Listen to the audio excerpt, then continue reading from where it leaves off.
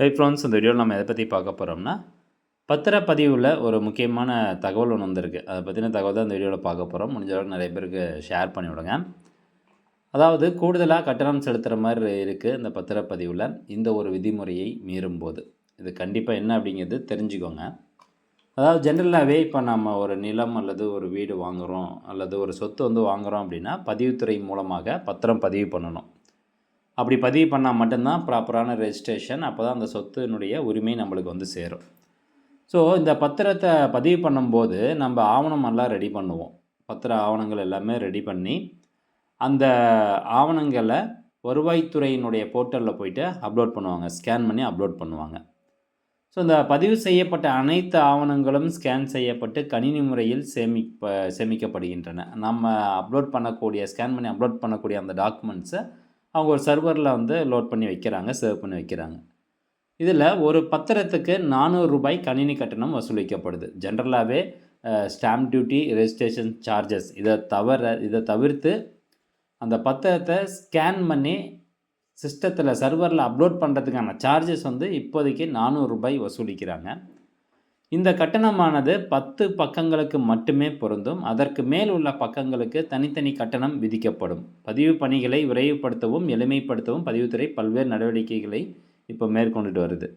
அதாவது இந்த ஸ்கேன் பண்ணி நம்ம அப்லோட் பண்ணக்கூடிய அந்த டீட் டாக்குமெண்ட்ஸ் 10 பேஜஸ் தான் இருக்கணும். 10 பேஜஸ்க்கு மேலே போகும்போது ஒவ்வொரு பக்கத்துக்கும் கட்டணம் கூடுதலாக வசூலிக்கப்படும் அப்படிங்கிறது சொல்ல வராங்க. இந்த நடைமுறைப்படி சொத்து விற்பனை பத்திரங்கள் 10 பக்கங்களுக்குள் முடிக்கப்பட வேண்டும் என அறிவிப்பு வெளியே இருக்குது.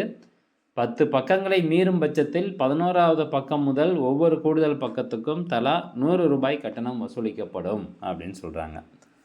அப்போது ஜென்ரலாகவே இந்த டாக்குமெண்ட் ரெஜிஸ்ட்ரேஷன் இதுக்கு முன்னாடிலாம் கூடுதல் பக்கங்களுக்கு கட்டணம் வசூலித்தது கிடையாது. பட் இப்போ இனிமேல் இது நடைமுறைக்கு வரப்போகுது. இப்போ நீங்கள் உங்களுடைய பத்திர டாக்குமெண்ட் ஒரு 15 பேஜ் இருக்குது, 15 பக்கம் இருக்குது, அதை ஸ்கேன் பண்ணி அப்லோட் பண்ணணும் அப்படின்னா 10 பக்கத்துக்கு ரூ. 400, அடுத்து வரக்கூடிய ஒவ்வொரு பக்கத்துக்கும் ரூ. 100 கூடுதலாக வசூலிக்கிறாங்க. அப்போ 15 பக்கத்துக்கு உங்களுக்கு ரூ. 500 கூடுதலாக செலுத்துகிற மாதிரி இருக்கும். அப்போ மொத்தமாக ரூ. 900 நம்ம அந்த ஸ்கேன் டாக்குமெண்ட் அப்லோட் பண்ணுறதுக்கான சார்ஜஸ் நம்ம செலுத்துகிற மாதிரி இருக்கும். இது எதனால் இந்த மாதிரி கொண்டு வந்திருக்காங்க அப்படின்னா, ஸ்டார்ட் 3.0 என்ற புதிய மென்பொருள் அறிமுகப்படுத்தப்பட்டுள்ளது. இந்த மென்பொருள் செயல்பாட்டிற்கு பிறகு பதிவுத்துறை இணையதளத்தில் தரவுகள் அதிக அளவில் சேமிக்கப்படுவதால் சர்வர் வேகம் குறைவாக உள்ளது அப்படின்னு சொல்லி அதிகாரிகள் சொல்லியிருக்காங்க. இதனால் புதிதாக பதிவு செய்யப்படும் ஆவணங்களின் பக்க எண்ணிக்கையை கட்டுப்படுத்தும் நடவடிக்கை மேற்கொள்ளப்பட்டுள்ளது. இப்போ ஸ்டார் 3.0 சாஃப்ட்வேர் இம்ப்ளிமெண்ட் பண்ணி வச்சுருக்காங்க. ஸோ இதனால் பார்த்திங்கன்னா நிறையா டாக்குமெண்ட்ஸ் எல்லாமே கணினிமயமாக்கப்படுறதுனால அவங்களுடைய சர்வர் கெப்பாசிட்டி எந்தளவுக்கு இருக்குதுன்னு தெரியல. அதனால் சர்வர் டவுன் ஆகுது அப்படின்னு சொல்கிறாங்க. மேக்ஸிமம் இந்த டாக்குமெண்ட்ஸ், அதாவது ரெஜிஸ்ட்ரேஷன் டாக்குமெண்ட்ஸ் தான் அவங்க அதிக அளவில் அப்லோட் பண்ணுவாங்க. ஸோ அந்த ரெஜிஸ்ட்ரேஷன் டாக்குமெண்ட்ஸ்னுடைய நம்பர் ஆஃப் பேஜஸ் குறைச்சா இந்த சர்வர் கெப்பாசிட்டி நம்மளுக்கு கரெக்டாக மெயின்டைன் பண்ண முடியும். அதனால் சர்வர் ஸ்பீட் அதிகமாக இருக்கும் அப்படிங்கிற காரணத்தினால இந்த மாதிரியான ஒரு அறிவிப்பு வெளியிட்டிருக்கிறாங்க.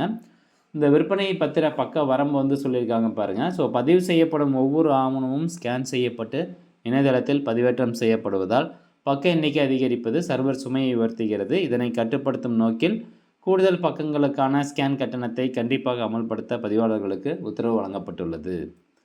ஸோ இதன் காரணமாக தான் இந்த பதிவு கட்டணம் உயர்வதற்கான வாய்ப்பு இருக்கிறதா சொல்கிறாங்க. அப்போது நம்ம என்ன பண்ணணும், நம்மளுடைய லேண்ட் ரெஜிஸ்ட்ரேஷன் டாக்குமெண்ட்ஸ் 10 பேஜஸ்க்குள்ளே இருக்க மாதிரி பார்த்துக்கணும் அப்படின்னு சொல்கிறாங்க. அப்படி இல்லை அப்படின்னா இங்கே பாருங்கள், ஸ்டாம்பினுடைய பயன்பாடை பற்றி சொல்கிறாங்க. இதற்கு மாற்றாக ஸ்டாம்ப் முறையை பயன்படுத்தினால் பத்திரத்தை குறைந்த பக்கங்களுடன் முடிக்கலாம் அப்படின்னு சொல்கிறாங்க. அப்போ அந்த ஸ்டாம்பினுடைய ப்ரொசீஜர் என்ன அப்படின்னு கேட்டிங்கன்னா, இப்போ நம்ம ஸ்டாம்ப் வெளியே போய் அந்த முத்திரைத்தாள் வாங்குகிறோம், ஸ்டாம்ப் டியூட்டி அப்படின்னு சொல்கிறோம்ல. ஸோ அந்த முத்திரைத்தாள் வாங்குகிறோம், ஃபிசிக்கல் டாக்குமெண்ட்டு. பட் ஸ்டாம்ப் அப்படிங்கிறது உங்களுக்கு ஆன்லைன் மூலமாக வாங்கக்கூடிய ஒரு ஆன்லைன் மூலமாகவே பேமெண்ட் செலுத்திக்கலாம். அந்த ஸ்டாம்ப் அப்படிங்கிறது ஆன்லைன் டாக்குமெண்ட். ஸோ அப்படி ஆன்லைன் டாக்குமெண்ட்டை யூஸ் பண்ணும்போது ஃபிசிக்கல் டாக்குமெண்ட்ஸ் எந்தளவுக்கு நாம் இந்த நம்பர் ஆஃப் பேஜஸ் இன்க்ரீஸ் பண்ணமோ பதிவு பண்ணும்போது அது குறையும் அப்படின்னு சொல்கிறாங்க இந்த ஸ்டாம்ப்னுடைய நடைமுறையில். ஸோ இதுதான் அந்த ஸ்டாம்ப்னுடைய வெப்சைட்டு. இதில் போய்ட்டு ஸ்டாம்பிங் அப்படின்ட்டு சிட்டிசன் லாகினில் போய்ட்டு ஸ்டாம்ப் பேமெண்ட் செலுத்தினோம் அப்படின்னா நம்மளுக்கு அது கிடச்சிரும். அதாவது மின்னணு வழியாக முத்திரை கட்டணம் செலுத்தப்பட்டு ரசீது வந்து பெறப்படும். அந்த ரசீதை பத்திரத்துடன் இணைப்பதன் மூலம் முத்திரை தாள்கள் வாங்க வேண்டிய அவசியம் இல்லாமல் போகிறது. இதன் மூலம் பத்திரத்தின் மொத்த பக்க எண்ணிக்கையை கட்டுப்படுத்த முடியும் அப்படின்னு சொல்கிறாங்க. இதுதான் அந்த ஸ்டாம்பிங், ஏற்கனவே நம்ம சொன்னது தான். இதில் போயிட்டு பேமெண்ட் பண்ணோம் அப்படின்னா நம்மளுக்கு ரசீது கொடுப்பாங்க. அந்த ரசீதை நம்ம பத்திரத்தோடு இணைச்சா போதும், அந்த நம்பர் ஆஃப் பேஜஸ் வந்து குறையும் அப்படிங்கிறது தான். இப்போ எல்லாமே ஸ்டார் 3.4 வந்ததுனால ஆன்லைன் மூலமாக ஸ்கேன் பண்ணி அப்லோட் பண்ணுறது தான். ஃபிசிக்கல் டாக்குமெண்ட்ஸும் குறைக்கணும் அப்படிங்கிற காரணத்தினால இந்த ஸ்டாம்ப் நடைமுறை கூடிய விரைவில் கட்டாயமாக்கப்படுவதற்கான வாய்ப்புகள் வந்து அதிகமாக இருக்குது. ஓகே ஃப்ரெண்ட்ஸ், இதுதான் தகவல். அதே மாதிரி இப்போது தற்போது இருக்கக்கூடிய முத்திரைத்தாள் மற்றும் பதிவு கட்டணம் எவ்வளோ அப்படின்னு பார்க்கணுன்னா டிஎன் ரெஜினெட் போர்ட்டலில் போயிட்டு நீங்கள் பார்த்துக்கலாம். இந்த முத்திரைத்தாள் மற்றும் பதிவு கட்டணம் வருகிற 1 ஏப்ரல் 2026 முதல் கூடுதலாக வருவதற்கான வாய்ப்புகள் இருக்குது. ஏன்னா ஒவ்வொரு வருஷமும் ஒவ்வொரு நிதியாண்டினுடைய தொடக்கத்துலேயும் அதை மாற்றுவதற்கான வாய்ப்புகள் வந்து இருக்குது. ஓகே, இந்த வெப்சைட்டில் போயிட்டு இங்கே பாருங்கள், கீழே வந்தீங்கன்னா தீர்வை மற்றும் கட்டணம் அப்படின்னு இருக்கும். ஜஸ்ட் அந்த ஆப்ஷன் நீங்கள் கிளிக் பண்ணிக்கோங்க. ஒரு 2 மினிட்ஸ் வெயிட் பண்ணிங்கன்னா 2 செகண்ட்ஸ் வெயிட் பண்ணிங்கன்னா இங்கே தீர்வை மற்றும் கட்டணம் அப்படிங்கிற ஒரு ஆப்ஷன் இருக்கும். இதில் முத்திரை தீர்வை மற்றும் பதிவு கட்டணம் அப்படின்னு கொடுத்துருப்பாங்க. இதில் போயிட்டு கீழே பார்க்கலாம், கிரை பத்திரத்திற்கு எவ்வளோ முத்திரை தீர்வை கட்டணம், எவ்வளோ பர்சன்டேஜ், பதிவு கட்டணத்துக்கு எவ்வளோ, தான பத்திரம், பரிவர்த்தனை, ஈடு அடமானம், இந்த மாதிரி பத்திரத்தினுடைய வகையை பொறுத்து அதனுடைய முத்திரை தீர்வை மற்றும் பதிவு கட்டணமானது உங்களுக்கு மாறுபடும். இந்த சந்தை மதிப்பிற்கான கட்டணம் தான் உங்கள்கிட்ட வாங்குவாங்க. முத்திரை தீர்வை அப்படிங்கிறது ஃபார் எக்ஸாம்பிள் கிரைய பத்திரம்னா 7% வந்து கொடுத்துருக்காங்க. ரெஜிஸ்ட்ரேஷன் சார்ஜஸ் 2% வந்து கொடுத்துருக்காங்க. நீங்கள் வாங்கக்கூடிய அந்த சொத்திற்கான சந்தை மதிப்பு எவ்வளோ அப்படிங்கிறது ஆன்லைனில் வந்து பார்த்துக்கலாம். சம்மந்தமாக நிறைய வீடியோக்கள்லாம் போட்டிருக்கோம்.